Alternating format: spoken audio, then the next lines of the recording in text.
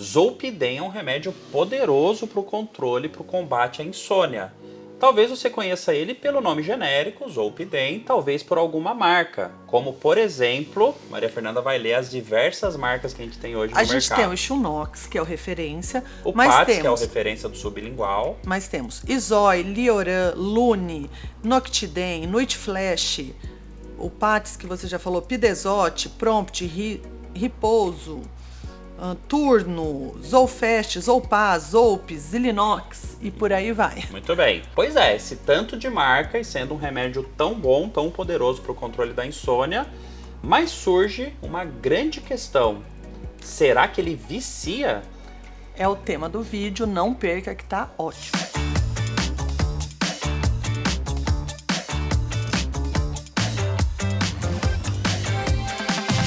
Pessoal, tudo jóia? Dr. Saulo, médico neurologista. Eu sou a doutora Maria Fernanda, médica psiquiatra. Hoje nós vamos falar aqui sobre o Zolpidem. Já temos outros vídeos sobre ele no canal, vamos deixar o link aqui para que você entenda o contexto, se você não viu nenhum dos nossos outros vídeos. Eles foram medicamentos muito esperados, né, para serem lançados, porque até então, para dormir, na época dos nossos pais, nossos avós, muita gente usava, e era a maior prescrição do Brasil, eram os remédios ali, o famoso Rivotril, o Frontal, o Lexotan, ou Clonazepam, Bromazepam, Diazepam, Alprazolam, eram esses remédios que são os tarja preta, os então benzodiazepínicos. A receitinha é azul, então eles estão na classe ali dos benzodiazepínicos, pro tratamento da insônia. E aí o que a gente viu? As pessoas tomavam, dormiam, mas depois de um tempo deixava de ter efeito, ou se eu não tivesse o remédio, eu não dormia nada, eu varava a noite porque tinha desenvolvido o que a gente fala, né,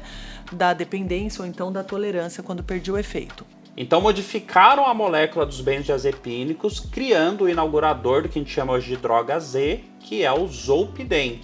As drogas Z, elas foram criadas com essa ideia de ser hipnótico, que a Maria Fernanda já vai explicar o que é, mas com a ideia de não serem mais tarja preta, não criarem dependência nem tolerância como os antigos benzodiazepínicos criaram.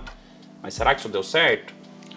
E hipnótico só para dizer que eles ajudam a iniciar o sono, né? Quem usa fala, nossa, maravilhoso, eu tomo e ali em alguns minutos eu já consigo iniciar o meu sono numa boa. Isso é muito bom, ajuda bastante, só que eles começaram a ver que assim, ele é bom para iniciar o sono, mas dependendo da dose, ele não vai me ajudar a manter o sono. E aqui nós estamos falando especificamente do Zolpidem.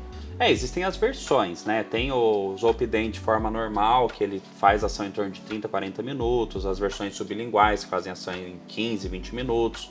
Tem a versão CR de liberação prolongada, que é mais para pegar o final da madrugada, ou seja, o tipo perfeito e a dose perfeita é o seu médico que vai escolher junto com você. E aí a gente já tem um primeiro problema.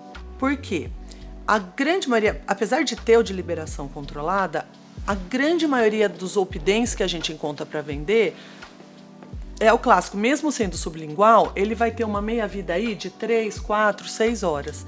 Então a pessoa, ela inicia o sono, mas se ela tá buscando manter, ela já não vai manter ali o sono a noite toda. Então o que faz? Ela acaba despertando por volta das 2, 3, 4 da manhã.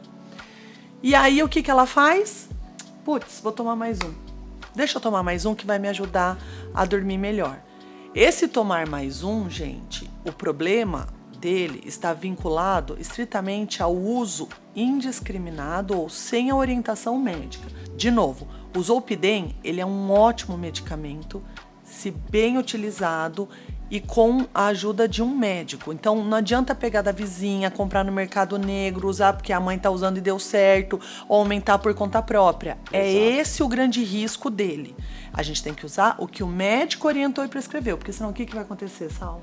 A gente começa a ver e surge uma preocupação entre os especialistas em psiquiatria e neurologia que, embora os índices de dependência, de vício, sejam baixos na literatura, eles são muito mais seguros que os benzodiazepínicos, e essa era a ideia, mas a gente começa a perceber agora na prática muita gente criando dependência. Não diria uma maioria jamais, mas muita gente tendo em vista hoje o tanto de gente que já usa essa medicação. E aí começa a usar um comprimido, daqui a pouco 2, 3, 5, qual que foi o recorde que você já viu? Eu já vi tomando 2 frascos por dia, 60 comprimidos. Por dia. Então, o que acontece? Eles vieram com a promessa de não causar dependência. Mas e realmente causam menos do que os benzodiazepínicos. Mas a gente tem visto que para uma população específica, pessoas com uma certa predisposição, ou dependendo da forma como aquela pessoa faz uso, que é aquele uso abusivo, sem orientação médica, esse remédio ele passa a ser mudado no objetivo dele. Então, muitas pessoas que eu pego no consultório eu tomei começa exatamente isso, para dormir. Acordava de madrugada, tomava mais resolvia. Dali a pouco aquele já não fez efeito, estava tomando 2 para dormir. E aí eu acordava de madrugada, tomava mas se eu acordava mais cedo do que às 5 da manhã, eu tomava mais terceiro. E vai embora. E aí a pessoa vai aumentando, e aí o maior problema está não só no aumento da dose noturna, como eles começam a fazer um uso abusivo durante o dia. Pois é. E aí é o maior risco. A gente tem visto pessoas usando o Zolpidem para alívio de ansiedade, de forma recreativa, para relaxamento. Eu tenho pacientes, olha só que paradoxal.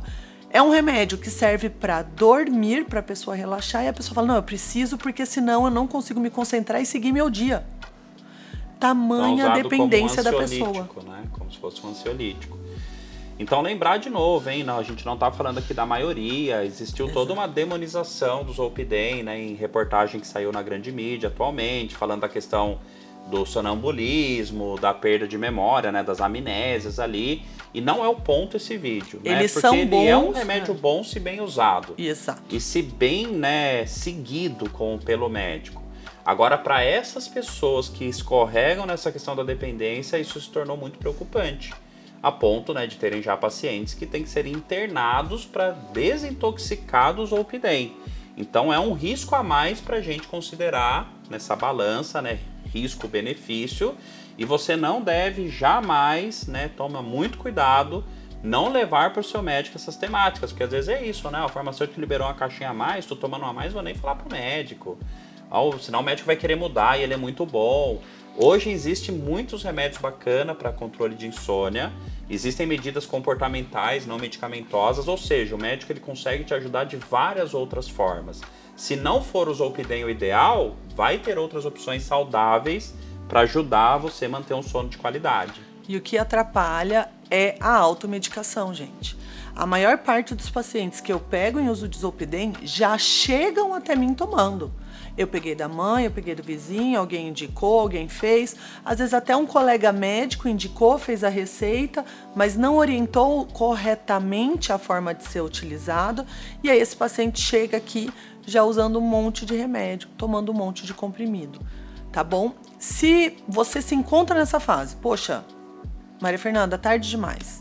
Tô vendo o vídeo, já tô tomando 5 por dia, tô tomando 6, tô tomando 10, tô tomando 15. Procure um psiquiatra, porque a gente consegue fazer um tratamento para fazer um desmame gradual. Não pare de uma vez esses medicamentos, você pode ter até crise convulsiva, tá? Os sintomas de abstinência são muito intensos.